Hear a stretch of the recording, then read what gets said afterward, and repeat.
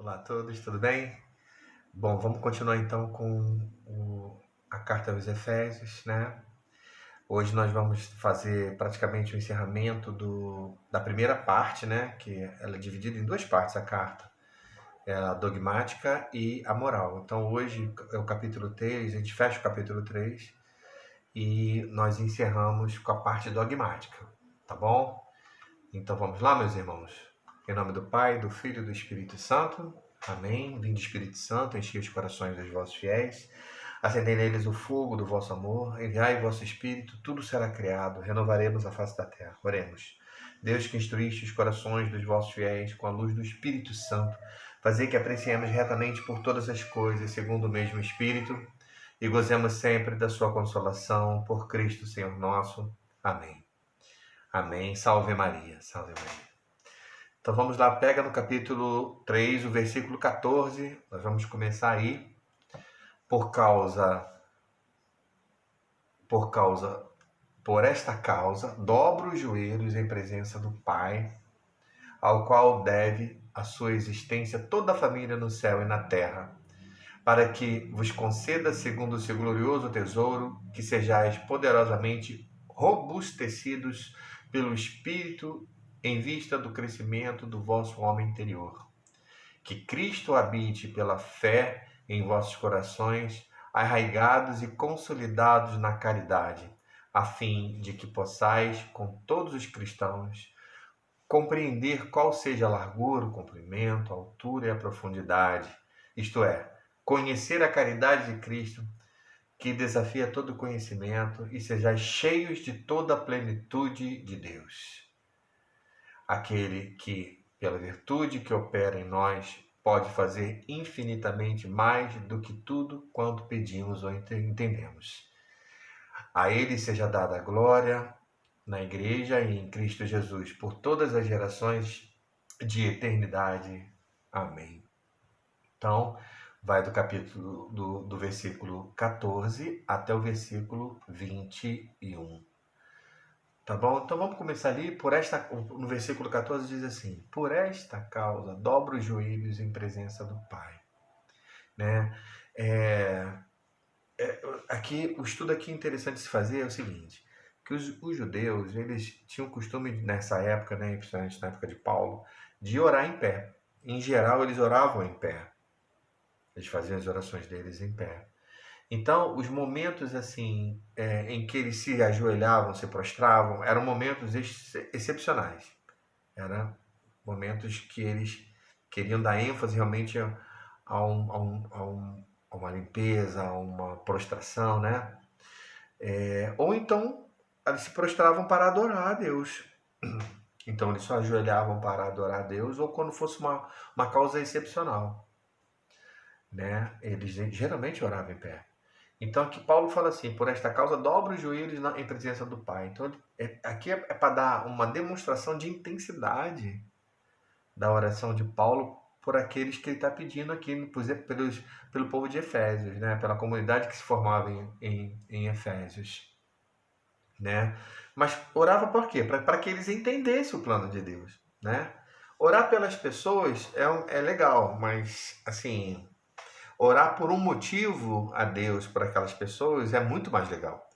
Então Paulo orava a Deus pedindo que eles crescessem, que entendesse o plano divino. Quando você entende o plano de salvação, o plano de Deus, você caminha com esse plano, dentro desse plano, tenta caminhar, né? E tenta agradar a Deus, né? Outra coisa importante aqui de estudo, gente, é falar dos gestos, né? Ele se ajoelhou, né, para orar. Isso é muito legal, né? Você ajoelhar, ele tem uma questão muito grande de submissão, de humildade, de se rebaixar diante do Deus que você ora, com quem você fala.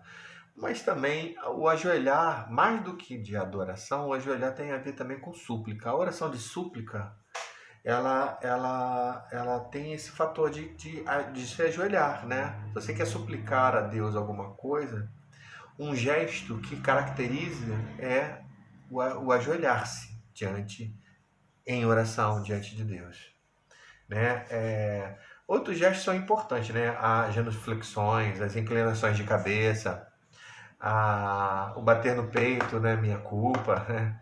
Todos os gestos são muito importantes, todos eles, porque eles refletem exteriormente, pelo menos é assim que deveriam ser, deve ser, reflete exteriormente aquilo que você está se colocando diante de Deus.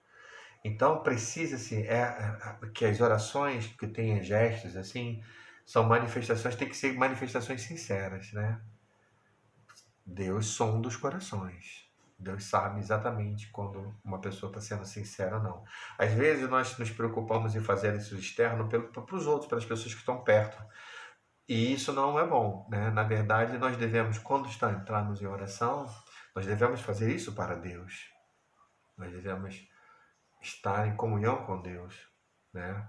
Os judeus eram muito criticados por isso, né? Faziam o externo, mas o interno não estava nem ali. E que nós não possamos ser assim, né? Na verdade, o nosso externo tem que ser uma extensão do que eu sinto.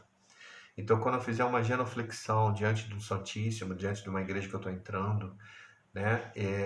Eu tenho que saber que estou sendo muito sincero e estar respeitando aquele local, aquela paróquia, aquela igreja, aquele local santo, né? Aquele altar, né?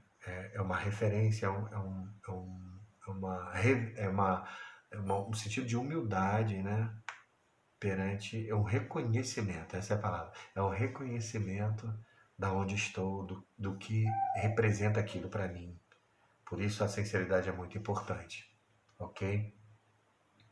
No versículo 15 fala assim: ao qual deve a sua existência toda a família no céu e na terra. Então, deve a sua existência, a sua origem, né? Aí tem a ver com o proceder, com o existir. Existe da onde? Procede da onde? Deve a sua existência? Vem da onde essa família? Né? E nós sabemos que família, essa palavra família, traduzida do grego, tem a ver muito com pátria, né? Indica assim, a família indica um grupo de indivíduos que descendem de um mesmo pai, né? Sempre foi assim, né? Todo grupo tem um representante que a gente chama como principal, né? Os clãs, as famílias, os grupos, as pastorais. Hoje falamos que é coordenadores, né? Chefes de equipes, mas todos, no princípio, tinha como a paternidade, né? Uma pessoa que era o pai de todos. Nas comunidades hoje nós vemos muito essa questão do pai fundador, né? Pai espiritual, né? Mas os grupos também têm isso. O coordenador tem essa função um pouco de pai, né? E isso vem muito do Deus Pai. Paulo se ajoelha diante do Pai. Repararam lá em cima? Ele se ajoelha diante do Pai e pede que toda a família, né, reunida, fala que do céu e da terra, né, possam conhecer Deus. Né? Então, aqui está indicando a paternidade de Deus e ensina que todo agrupamento de família, né, por exemplo, aqui na terra seria o quê? As igrejas, as famílias. Mas no céu seria o quê? Seria a igreja triunfante, seria o coro dos anjos, né? Todos os grupos que têm sua origem em Deus, que consideram, né, o Deus único, o Deus Pai, em toda a sua plenitude. Deixa eu tentar ser mais claro. Todas as equipes, todos os grupos, todas as famílias, elas convergem para a reverência ou respeito da figura do Pai, centralizada num principal. A igreja é calçada assim, nessa hierarquia. Então, Paulo está dando uma dica aqui, né? Na nossa igreja católica, nós temos um pai, né? Nós temos o Papa. O Papa é pai. Pai dos padres, que é pai também, padres é pai. Pai dos bispos, dos pastores maiores, né? Ele é o Papa. É um referencial.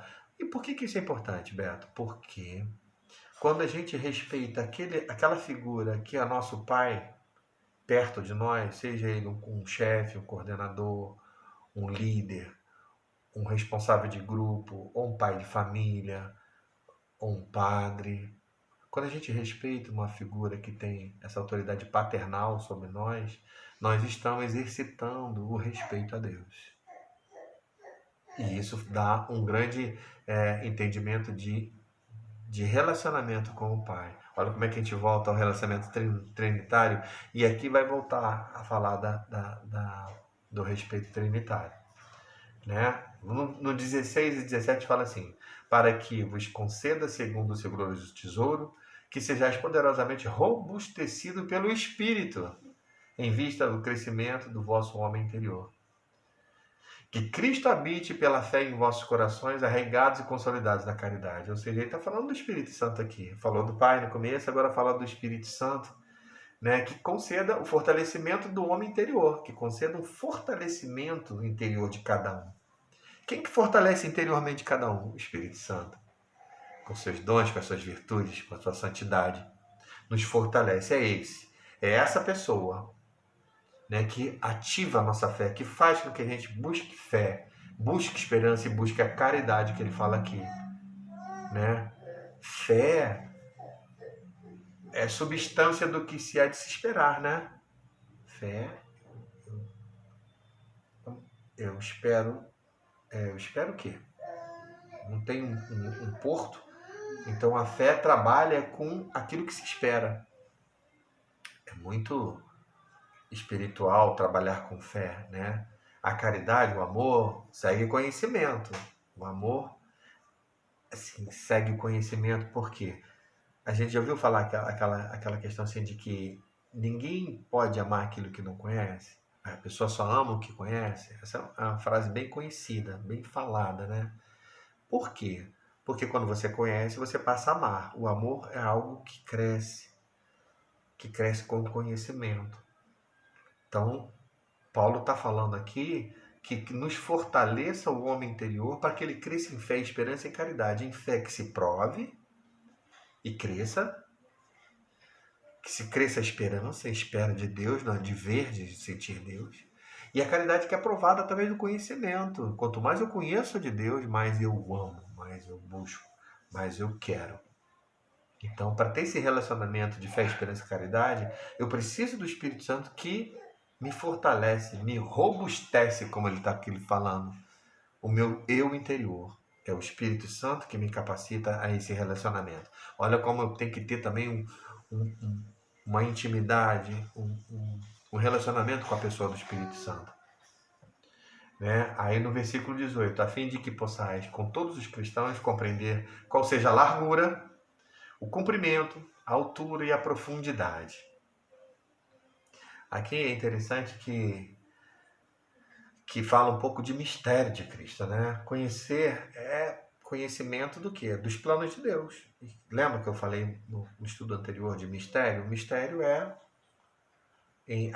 biblicamente na época de Efésios, Paulo falando, mistério é conhecer os planos de Deus, né? E qual é o plano de Deus? A manifestação do seu amor. Conhecer as manifestações do seu amor, né? E como que é isso? Mas ele não está falando simplesmente, ele está falando da largura, do comprimento, da altura, da profundidade, ou seja, todo o potencial de conhecimento onde Deus quer chegar, né?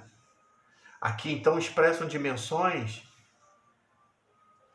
incomensuráveis de mistério, comensurável do plano de Deus, de todo o plano de salvação, né? São dimensões que incalculável, que não tem como explicar na totalidade. Para vocês terem uma ideia, o amor é como se fosse um poço, mas um poço sem fundo. Amor, quanto mais você afunda no poço, mais ele desce. Não tem fundo. O amor é assim, é uma figura assim. Se descobre cada vez mais, que é cada vez mais profundo. Né? Esse passo aqui também, Santo Agostinho aponta a cruz explicando esse passo, né? Largura, comprimento, profundidade, altura, né? Ele fala que esses pontos, né, esses braços, esses pontos, né, que se estendem essas dimensões, essas direções, elas se encontram na cruz. A cruz tem dimensão para cima, para o lado, para o outro, para baixo. Todas as direções, Cristo morreu por todos. Santo Agostinho é muito bom. Ele explica assim, levando para esse lado, que Deus, e por todo lado que você for e procurá-lo, você vai encontrá-lo. Se você buscar Deus para a sua direita, você vai encontrá-lo. Se você buscar Deus pela altura, você vai para o alto, você vai encontrá-lo. Se você descer e buscar Deus, você vai encontrá-lo. Se você for para a tua esquerda, né, você vai encontrar Deus também. Buscá-lo, você vai encontrar. Deus se acha, ele se dá a compreender àqueles que querem encontrá-lo, né? E Deus, aqui Paulo está falando que é importante a gente buscar esse conhecimento. Por isso que esses relacionamentos interpessoais é muito importante, gente. Eu acho que é a maior lição nossa aqui, dessa primeira parte da carta aos Efésios. É buscar um relacionamento com as três pessoas da Trindade. Paulo fala isso aqui. Quer crescer? Não fica só naquela... Né, eu não vou falar superficialidade, porque é muito mais do que isso. Não fique orando como se aquilo basta, não. Precisamos de um contato, de um diálogo, né, com Deus. Trinitário, sim, mas pessoal também, né? Quanto mais isso acontecer, mais você vai ter experiências positivas de Deus, né? Você vai ter mais resposta e você vai entender o plano de salvação. As orações têm que ser por aí, né? No versículo 19, isto é, conhecer a caridade de Cristo que desafia todo conhecimento e sejais cheios de toda a plenitude de Deus. O amor de Cristo, então, que tem em nós, supera toda medida. Você vê que morreu na cruz, né? Supera toda medida. Aliás, Jesus falou, né?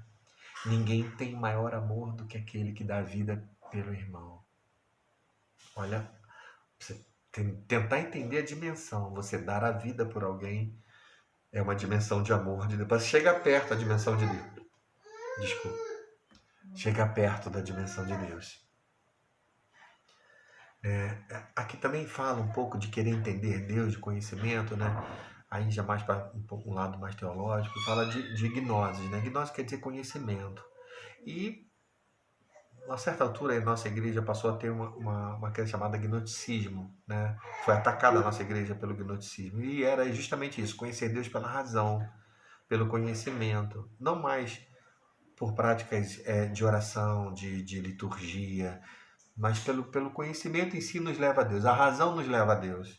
E assim, isso foi combatido, né? E é só para vocês entenderem que nós somos de estudo, né? Que nós temos que valorizar o conhecimento, o estudo, a intelectualidade, a razão. A gente tem que tentar exercer a atividade mental como para achar Deus. Mas aqui é só para vocês entenderem que Paulo está falando que o conhecimento aqui não está nesse sentido gnóstico, né? Não, até porque nem se tinha isso gnosticismo quando ele escreveu a carta. É só para vocês entenderem que aqui está falando do conhecimento no sentido de crescer em Deus, de experimentar Deus. Eu conheço, eu amo, eu quero mais, eu quero ficar perto, é nesse sentido. E aí está dentro do que a igreja coloca, né? Não só pela razão, porque o primeiro mandamento fala amar de todo o coração, com toda a sua inteligência, né? Com todo o seu ser. É esse o objetivo nosso. Eu quero conhecê-lo, mas quero experimentá-lo, quero senti-lo. Amém? Então, assim, trata-se o quê? De não já um saber intelectual, mas sim um saber de uma sabedoria. Uma sabedoria que, experimentando, eu sei, eu percebo, eu entendo, né? E essa sabedoria é impregnada na vida, na nossa vida. E isso o Espírito Santo nos auxilia a entender melhor, a entender Jesus, a entender o conhecimento de Deus. Amém? Termina assim, aquele que pela virtude que opera em nós, pode fazer infinitamente mais do que tudo quanto pedimos ou entendemos. A ele seja dada a glória na igreja, em Cristo Jesus, por todas as gerações da eternidade. Amém. Então ele encerra essa parte dogmática com um hino de louvor, né? Perante as maravilhas do plano salvífico, né? Que Deus revelou em Jesus Cristo. Ele encerra com louvor. Isso nos dá uma dimensão também de que a oração do louvor tem que estar sempre perto de nós. A oração do louvor, ele começou com o capítulo, a carta com louvor, e essa primeira parte que fala de dogmática, ele encerra com louvor. Isso nos ensina também que a nossa vida deve ter louvor. Nós temos que vigiar realmente. E eu sei que muitas coisas são desagradáveis que acontecem, mas nós temos que parar realmente com os murmúrios. Nós temos que parar de lamentações, de resmungos. Nós temos que parar, gente, e substituir isso por louvores. Porque se for tribulações, pode ser provas que nós devemos passar e ficar em Deus. Amém? Fiquem com Deus, então. Aqui nós encerramos essa primeira parte. Semana que vem nós entramos na segunda parte de Efésios, que vai falar sobre a moral, a ética, né? É bem diferente. Vocês vão ver que caminha diferente, porque fala de um outro aspecto. Aqui a gente trabalhou dogmas, até mais uma parte teológica. Tá bom? Em nome do Pai, do Filho e do Espírito Santo. Amém.